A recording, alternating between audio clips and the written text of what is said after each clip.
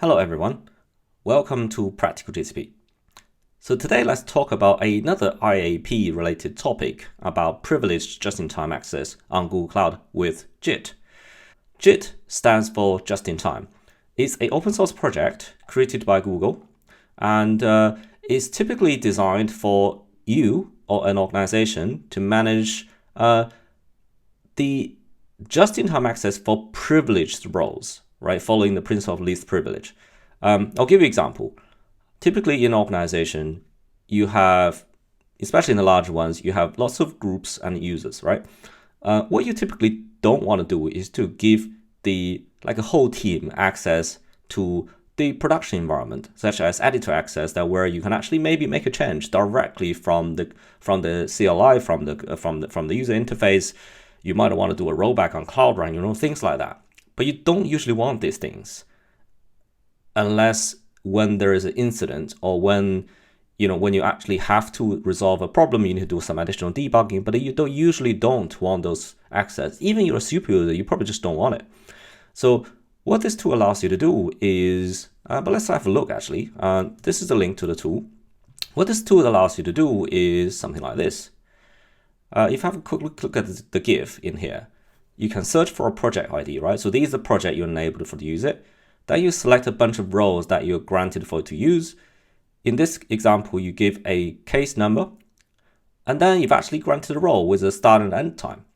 So this is a tool that you can basically put it in there, connect it to identity-aware proxy, which means it allows anyone or any groups being given access to request privileged permissions themselves with or without approval.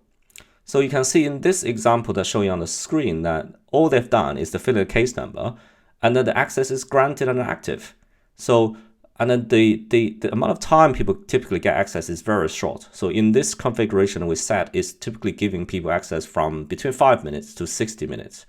So let's say you have a production incident, you need to debug something on production which you don't usually get access, or if you have an on-call situation as well. So those are the situations where this tool would become very useful to you.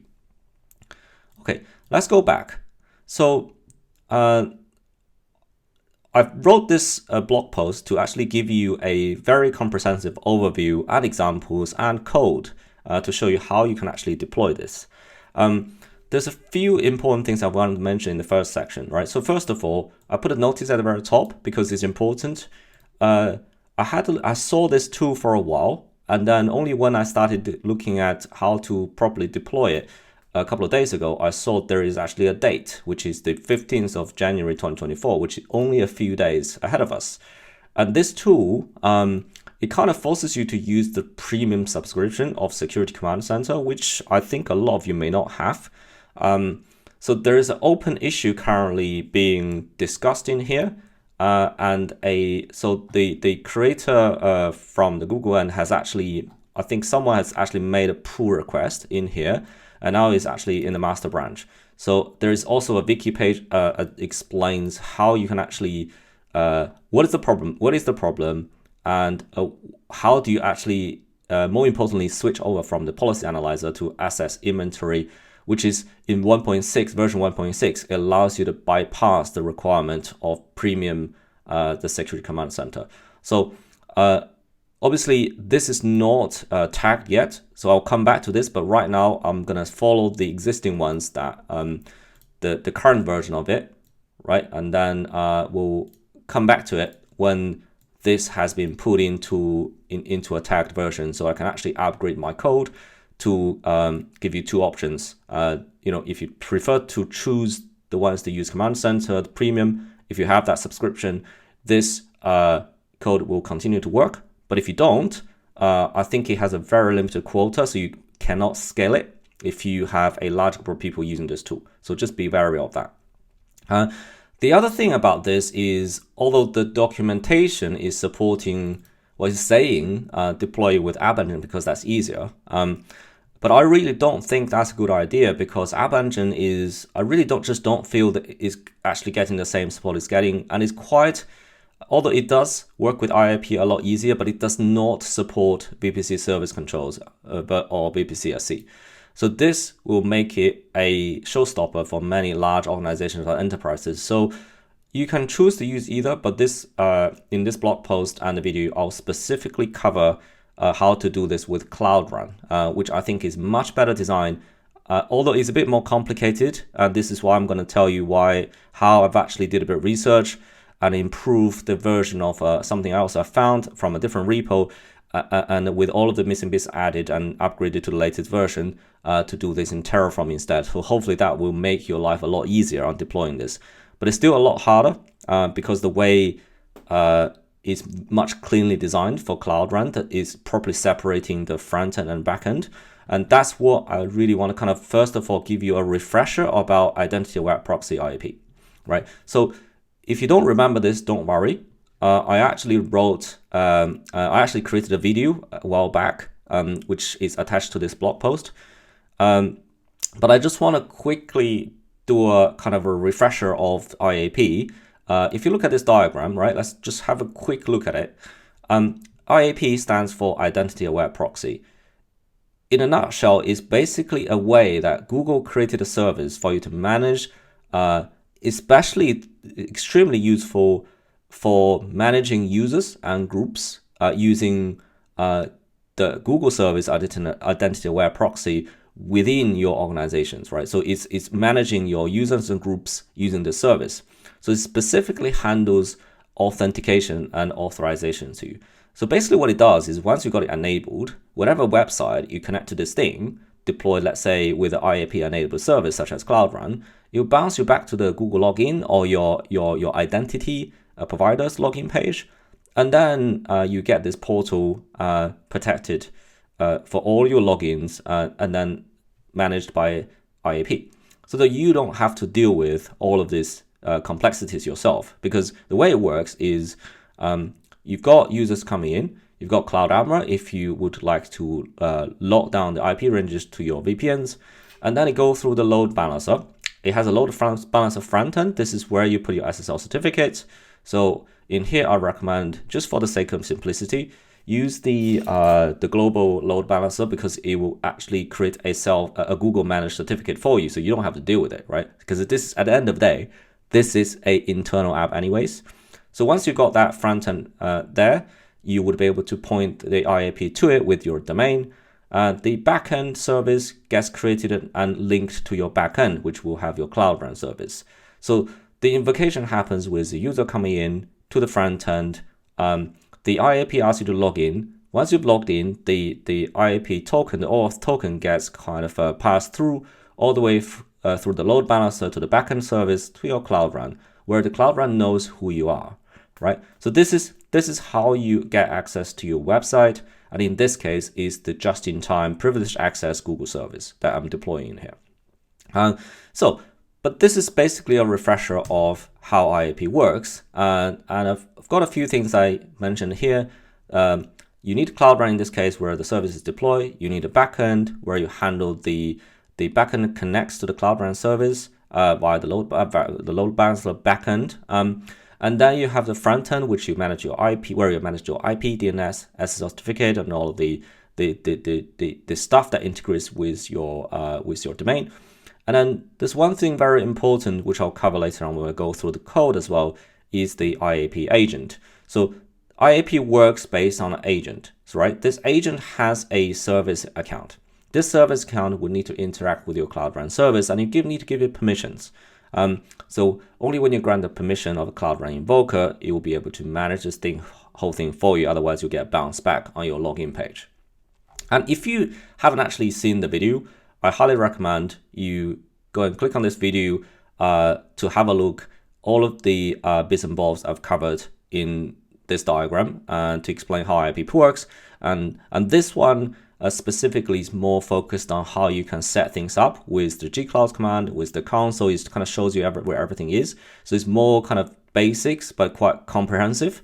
So I would recommend you have a look at this if you haven't, or if you've never used IAP, or you don't know just how it works in general, right? Okay, so let's go down to the how do we deploy this just-in-time access? So the Google app basically is a Java app. Under the sources folder, you've got basically a Java app. You got your Docker file as well. So this one doesn't actually do anything for you other than it wrap the whole thing for you. So all you need to do is to build the app, and then once you build the app, you can push it in the example I've given here. You push it into artifact registry, and then you can deploy your Cloud Run service. But basically, it's just an app, right? You need to deploy it by building it and then get into Cloud Run. Before we get into that, there's a few prerequisites I want to go through. So don't miss any of these things, because otherwise you kind of running back and forth, don't actually know what is going on. You might get weird certificate issues. So make sure you don't forget any of these prerequisites. So first of all, you must have a domain name, because this is how you're going to associate your certificate, your SSL certificates with your domain. And then also this is how you convert, how you set up your DNS as well, right? To make sure you actually have a domain name that points to your app. You can use a subdomain as well. It doesn't have to be like a root domain. So the second thing is you need, in Google Cloud, there's a place you can create your auth to web credentials.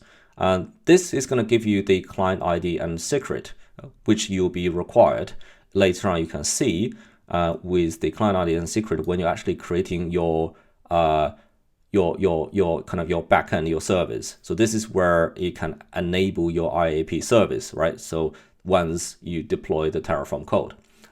So with this link, it just basically tells you how you can do it. And in the actual Google page, this is actually under credentials. If you search for credentials, you get to here. So you can see I've created one for this already, but I'm just going to show you where it is. You can create the credentials. You can go to OAuth client ID, and then you select a type, go to web applications, give it a name, and then that's it. So you don't have to fill in anything yet, but once you've created it, let's say if I'm just going to do it. So what you get is a client ID and a secret in this case. So these are the ones you need to put into those environment variables when you deploying your when you actually running your Terraform code. Okay, so I'm gonna delete this one because I've got another one already with the JIT demo, which I've created with the client ID and client secrets, which I'm actually using to deploy the service. Okay. The last thing you want to do is to configure a IAP consent page. So this is required in the sense of you kind of have to prove your domain. So this is under the OAuth consent screen. You can see here I've got one set up already. Make sure you set the user type to be internal, because if you set it to external, it will be open to the public. So anyone can actually log in to your service, which just, well, they still need permissions, but the problem is you don't really want to open this up to the internet. So if anyone else trying to log in outside of your org, they will just get a standard error message, and this is not open to the external. So to make sure you always put internal in there. And when you create the consent page, you can put in all of this other stuff. But just one thing very important is you need to authorize the domain. This is the kind of a root domain you need to give it. So in this example, I'm using the practical-jcp.dev domain. So this is where once you've given it that, and it will allow you to use the OAuth to basically manage the login from the landing page where you got the Google logins. Right, that's some of the prerequisites. We've got that covered. So the next step is basically, as I mentioned, to make this easier, I've actually put this whole thing in Terraform, including creating a service account, assigning permissions, and all this stuff. So, and I've got just quite a big,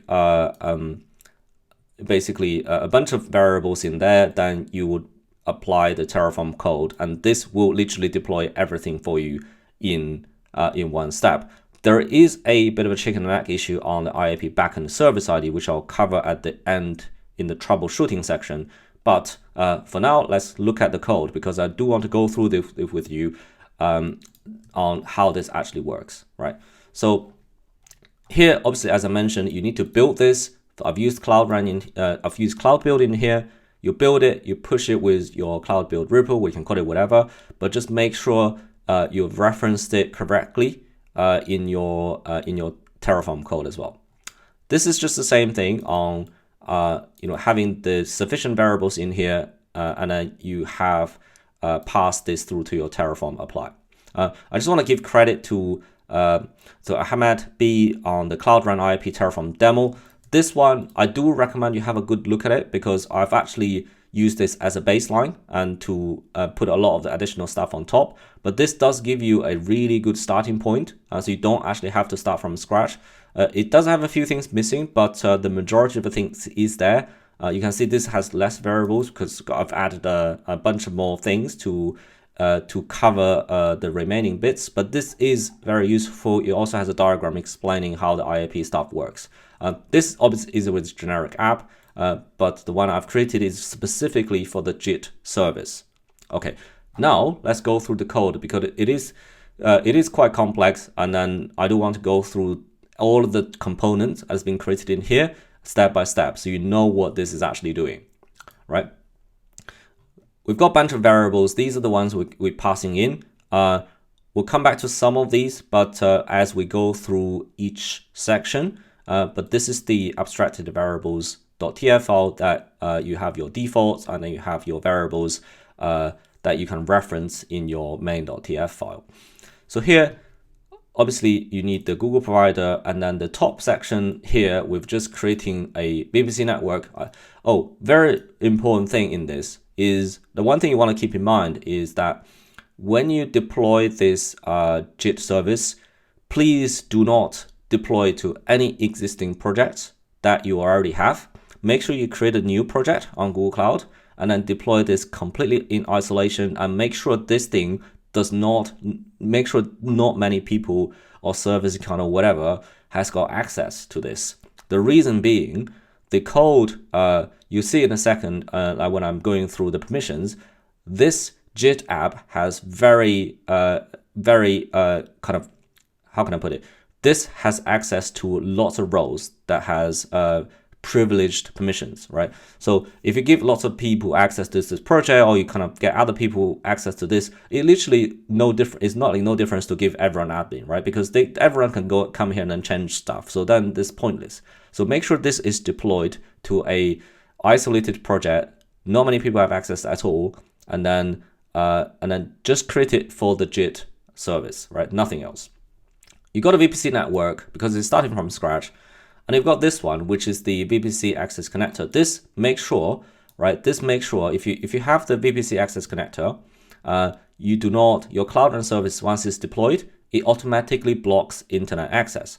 So with this, your VPC network can access Google Cloud services anyway via the Google private APIs. You don't need internet access. So as soon as you deploy this, especially the one with VPC SCs, if you enable that, if you don't have this enabled, it won't work, right? So you want to have a VPC connector created where you can link your Cloud Run service to the VPC connector. So the next section is about the service account for just-in-time access. So you need to create a service account for just-in-time access. Do not use the default one, because that's just not a good idea. You want to have the service account of JIT to specifically grant it two permissions, right? So one is the security admin, the other one is the cloud asset viewer. So these two combined would be sufficient for your these two combined together should be sufficient for your JIT application to manage whatever it needs to manage, to display the UI and get things going, right? So this is very important. But however, you can see this one, I've actually given it to the project ID. So the context of this service can change. So let me show you what I mean by this. So if I go to the documentation, this is a good documentation with all of the details in there, but it does not tell you how to deploy this. There is Terraform. That's why I'm trying to make your life a bit easier using Terraform instead. But one of the sections in here, like if you pay attention, is got, the security admin roles is important to be applied to three. You can apply to three different contexts. The one I'm doing, just for simplicity, is project level. You can see here, you're actually adding it to a scope ID, which is your project ID, right? And the scope type is projects. But you can, the beauty of this thing is it's not just about managing one project. It's about you can manage a folder or even an entire organization ID. So that when the scope type changes, the ID changes the context into the resource folder ID or the organization ID, right? So you can adjust your Terraform code to compensate what you need to do. I think for most of you, it would be useless for the project level, but I didn't have that many projects and folders created in the sandbox, so I've actually used the project. But you can use a folder ID. So when you use the folder ID, the security admin can then obviously manage everything in that folder, right? So this is what's going to give it access to do this kind of a just-in-time privileged access thing. So again, back to the code, is very important that you don't give you keep this project isolated and don't give a lot of people access. Right, so these two roles would allow the app to function, and it depends on your scope. It could be projects, or it could be folders, or it could be organizations. Okay, the next section is about creating a Cloud Run service. So this thing creates the Cloud Run service with all the configuration needed, including, so here is the VPC connector metadata. It connects to that. And then you've got the container image. So you can see here I'm using, not great, it's a bit hard coded to your REST too, but replace with whatever you need to replace. Most of it is templated. You've got a project ID and you've got the artifact repo, which is where you want to put, where you should have pushed your JIT access image, right, after you're building it. There's a bunch of environments variable you need to add. I'll explain what these things mean. So the resource scope, as I mentioned earlier, this is actually the thing you need to understand whether this is whether this is a folder, whether this is a project, and those will be the ID that you want to use. The elevation duration, it means the amount of minutes, right, you grant this user or group access for. So 60 is the maximum, and it has 5 minutes intervals, I believe. So if you need it longer, you can change it. But the point being, because this is specifically designed for time-based access, so you probably don't want to give someone for a week, right? Because especially the model I think it would be the best to operate in would be to have a group of people. For example, if you set this up on call. So you can have all the on-call engineers get access, right? So because all of this stuff is audited, whenever someone requests this, it's all going to be audited in the audit logs. So you can actually report on this as well to see who have request access. So you don't always need approvers. It's not like you need to make a pull request to wait for someone else. You just come to UI, like what we saw in the GIF from Google's repo earlier. You just go to the UI, you click on a few things, and you get access, but only for 60 minutes or 5 minutes or 10 minutes. To do some debugging or checking, which you normally wouldn't get access. A justification hint, what is this about? So typically you use this, probably a Jira ticket or a JSM ticket number or remedy number, and then you can put it into there, and then later on you can kind of reference back and okay, this is why you needed access. That's just a wildcard pattern for justification hint. And finally, last not least, this is actually quite a tricky one. I'll explain later on in the troubleshooting on why. But basically, this is the ID, is a numeric ID gets generated when the IAP backend service is created on the load balancer. So this is a numeric ID, so you can't actually guess it. So because we're trying to do everything in a one Terraform file, and it's kind of running into a chicken and egg problem, and I'll show you why, right, in a minute. But just keep in mind, there is a bit of an issue with this script. You kind of need to run it twice, because the first time it will generate the ID, and then you grab the ID, you put it in the Terraform apply, and then it will work the second time to get it connected properly. But the first time when it runs, every service will still be deployed, but it just won't function properly. And then I do have it covered in the troubleshooting section. If you have a better way to deal with this, do let me know. Okay. The next thing is the regional network endpoint group for the serverless NEGs. So this is where you want to create a regional network endpoint group, and that points to your Cloud Run service, right? You create your serverless backend, and then you point to the Cloud Run service. So this is all kind of part of this kind of a load balancer setup. And then you create the load balancer with all of the things connected together. This is a module that from Google, so it's quite powerful because you can't easily create a load balancer with all of these details like IAP enabled and created with a SSL certification created. It's just quite tricky to do that yourself. And this is part of the this one, right, is the global HTTP load balancer Terraform module for serverless NEGs. This is very powerful. This is the template. And I've upgraded to the latest version and to be greater than version 9.0. And it's very easy to use, and you can actually get this to set up your whole Google managed SSL certificate, which is even the default one is doing. Based on the domain you specify, and then you do everything for you.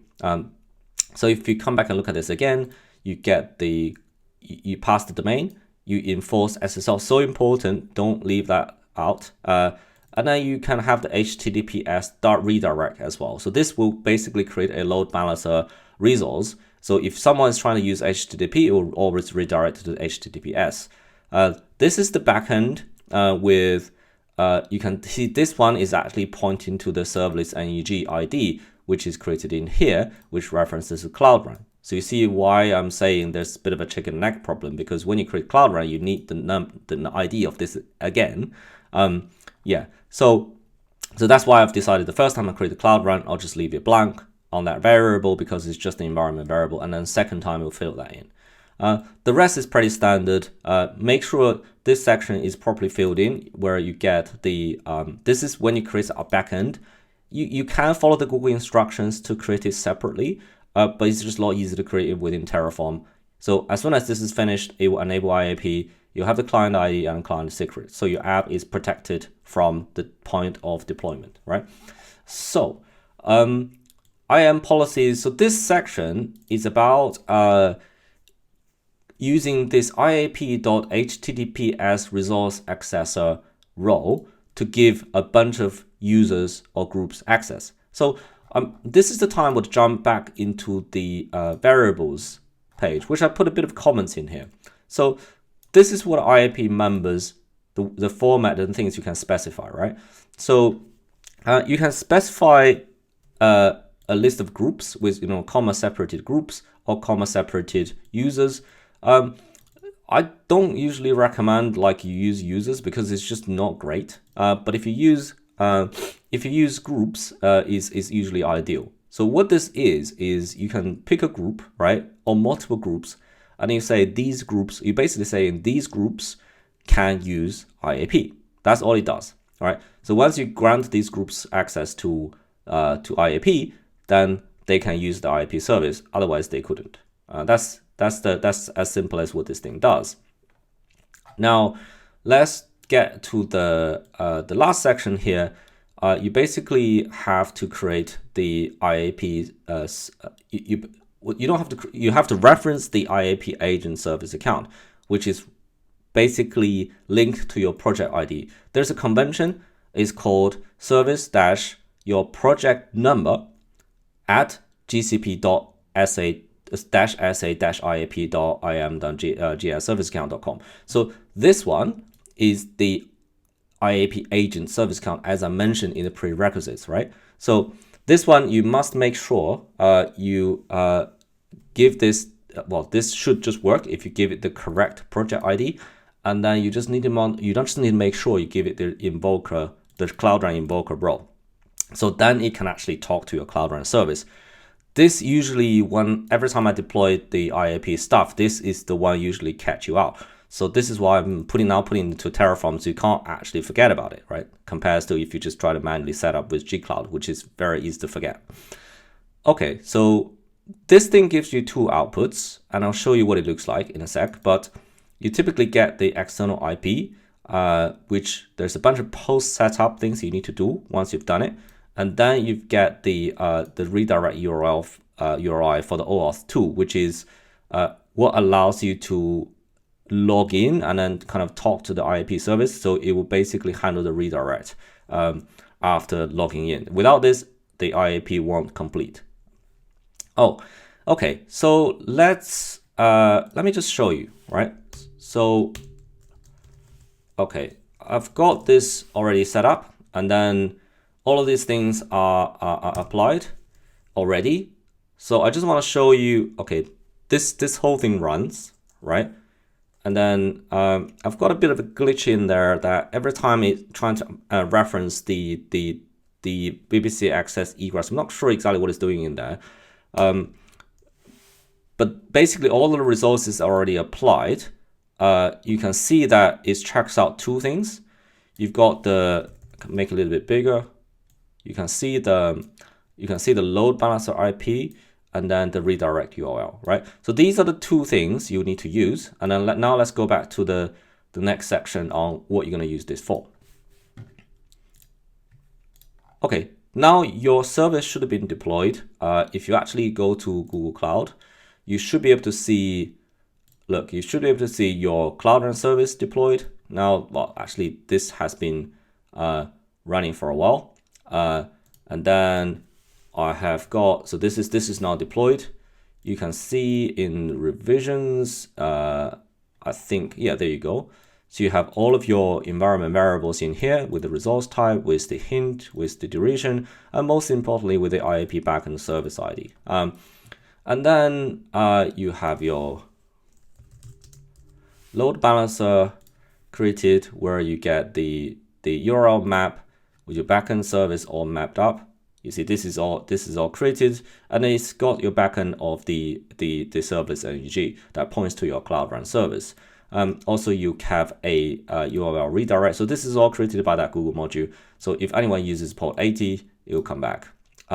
Okay, let's go to the post deployment steps. So this application,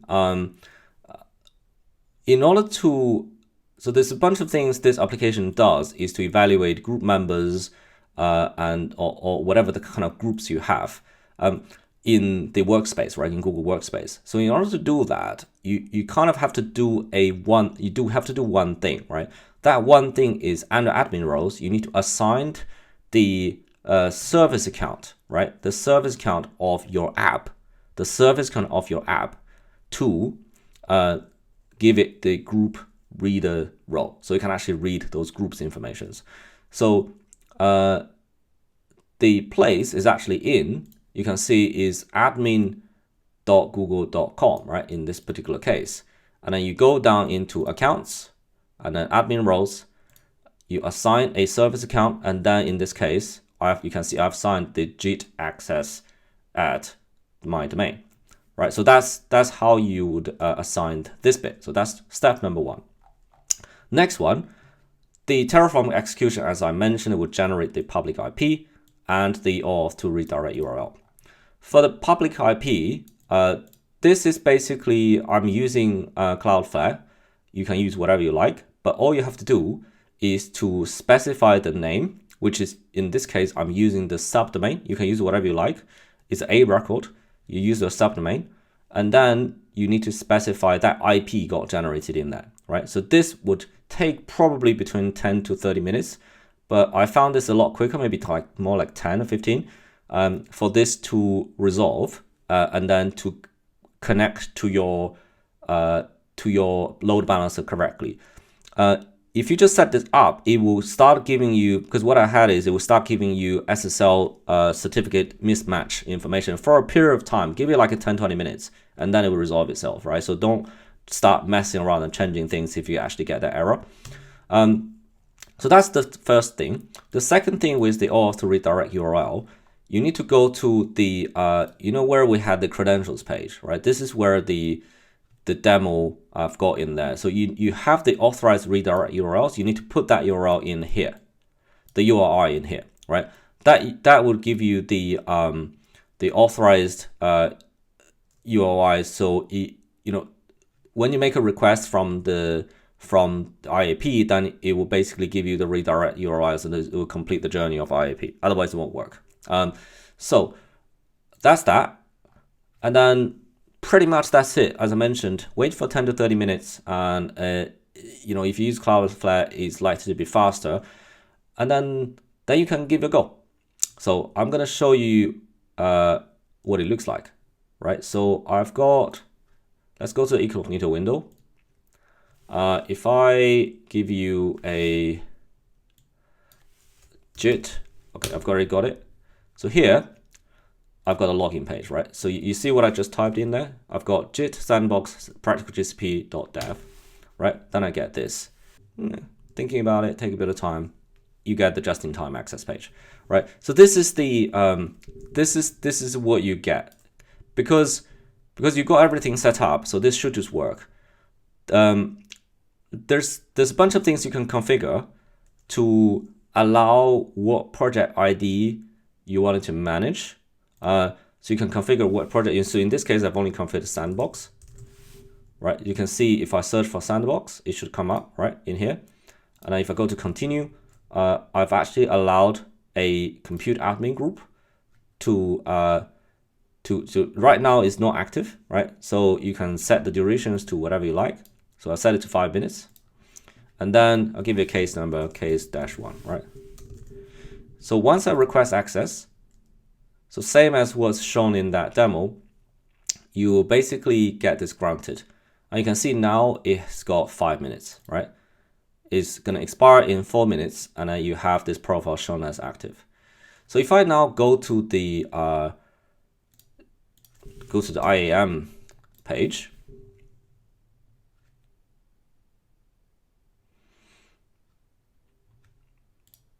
so if I look at my account, can you see that you've got these two? Can you see you've got these two eligible access in there, right?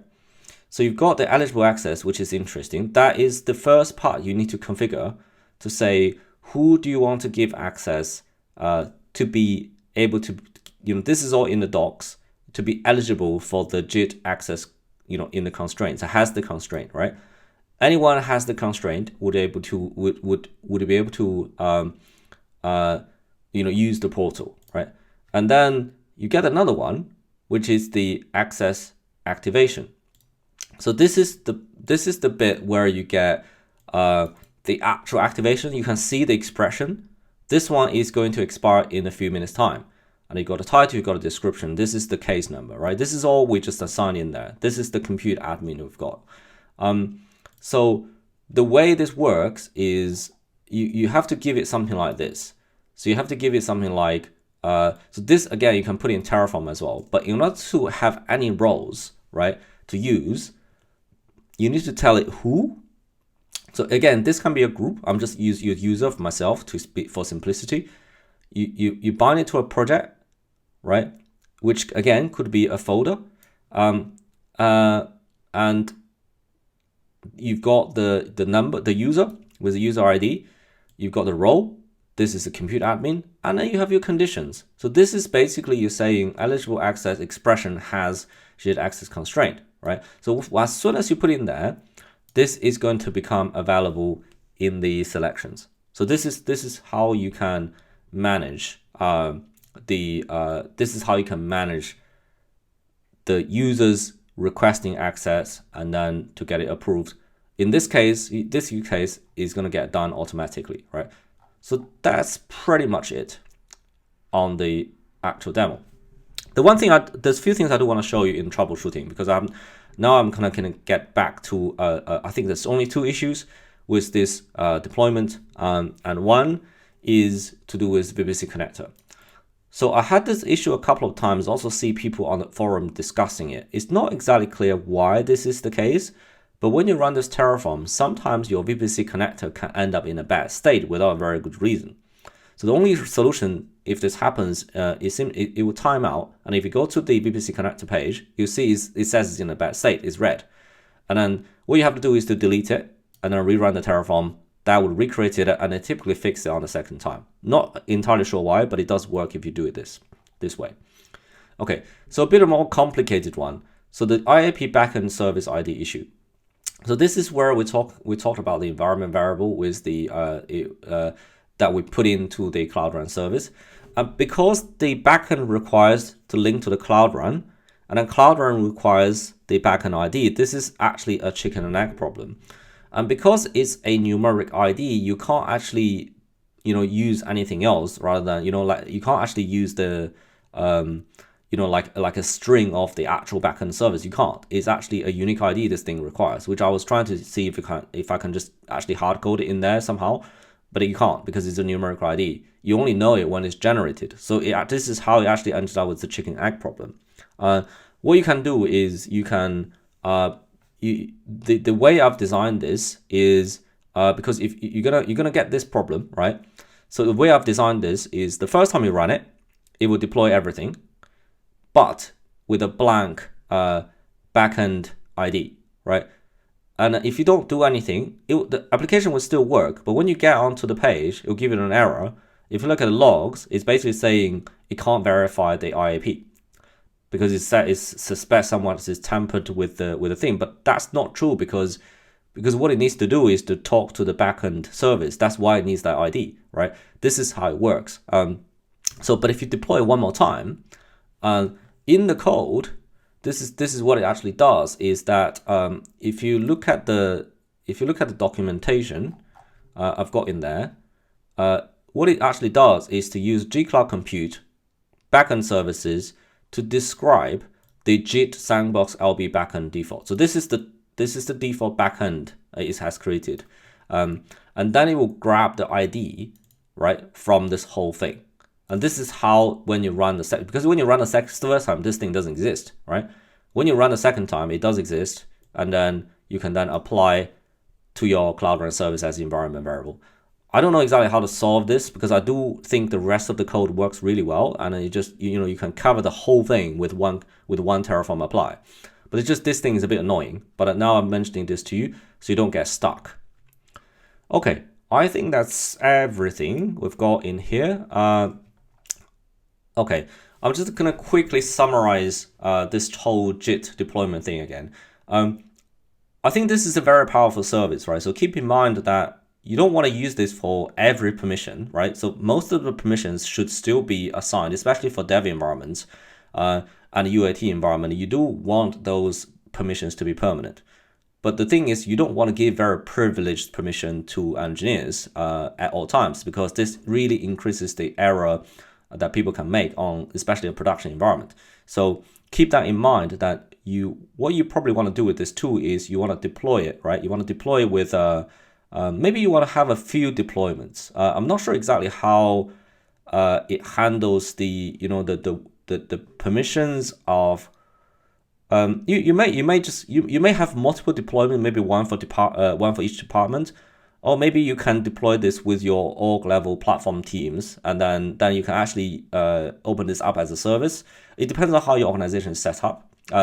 But typically, if you have a deployment, you can grant groups access to a specific section of things where people can actually require privileged access to the things that are relevant to them, right? You don't want to grant everyone access to everything because this is creating a loophole. Although it's audited, but you don't want people to be able to get admins on other people's project. That's just not a thing you want to do. But this is specifically designed for, let's say, on-call use cases, production incident debugging. Maybe if you have one thing I see a lot is like give everyone production BigQuery access. So people sometimes are messing around and deleting tables.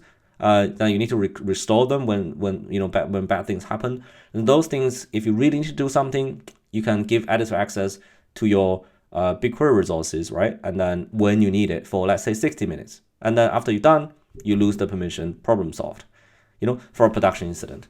I think this is very powerful for this kind of use case. And I hope the code works for you. It does work for me, but I've not tried it at scale. Again, like I said, there is a problem with this thing. And when the actual because the thing is, it says a few things you have to change on the app.yaml, which is app engine deployment in the current version that's not tagged. So I think what I quite like to do is to see exactly, maybe I have to fork it to get this problem resolved. But it does seems to have most of the building parts. It's got the right roles assigned to it. It uses different roles like I am admin instead of using the security admin role. So I think this has been already resolved. But let's see how once tagged in made what it looks like when this is released on the 15th, hopefully, of January 2024. But if you do use it, just to keep in mind, there is a thing that requires premium security command center, if you don't have it, I think it will break with even very minimum amount of requests, right, due to the quotas. Okay, that's everything I've got for today, and thank you very much. I'll see you next time.